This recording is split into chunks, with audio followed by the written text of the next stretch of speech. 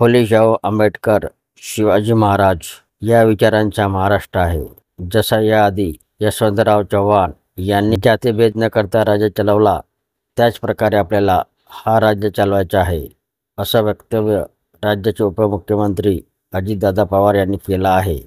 अजून काय ते म्हणाले, चला आपण त्यांच्याकडून ऐकून घेऊया. आपल्याला घटनेचे शिल्पकार डॉक्टर बाबासाहेब आंबेडकरांनी वेडवाकडं बोलायला अधिकार दिलेला नाही.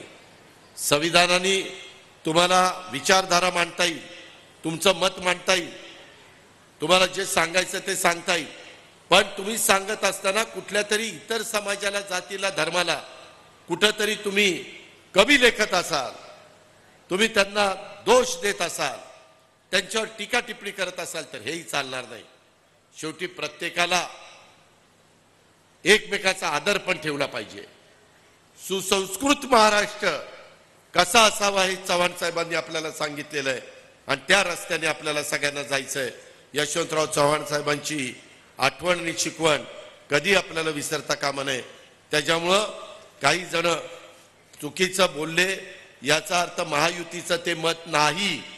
मध्ये तटकरे साहेबांनी पण प्रेस कॉन्फरन्स घेऊन ते क्लिअर सांगितलेलं आहे आणि मी पण सांगतो, यामध्ये प्रत्येकाला आपली आपली भूमिका योग्य पद्धतीनं, योग्य भाषेत, योग्य शब्दात वापरण्याचा अधिकार आहे.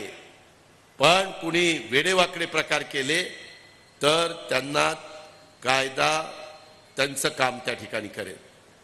जाती जातीमध्ये, समाजामध्ये अंतर पडून द्यायचं नाही. जातीय सलोखा ठेवायचा आहे, एकी ठेवायची आहे. जी वर्षानुवर्ष तुम्ही सगळेजण ठेवत आलेला आहात, तशा पद्धतीनं आपण एकी टिकवली तरच आपला देश पुढे जाणार आहे, तरच आपला महाराष्ट्र पुढे जाणार आहे. हे कदापि आपण कोणी विसरता कामा नये, अशा प्रकारची तुम्हाला विनंती करतो. पुन्हा एकदा मोठ्या संख्येने माझ्या मायमाऊली आल्या, काही माझे बांधव आले आणि एक चांगला कार्यक्रम इथं आदिती आणि त्यांच्या टीमनी आयोजित केला. त्याबद्दल तमाम माझ्या मायमाऊलींना, माझ्या बहिणींना, माझ्या मुलींना धन्यवाद देतो, त्यांचे आभार मानतो आणि आपल्या सगळ्यांची रजा घेतो. जय हिंद, जय महाराष्ट्र. व्हिडिओ आवडला असेल तर चॅनलला सबस्क्राईब नक्की करा. जय महाराष्ट्र मित्रांनो.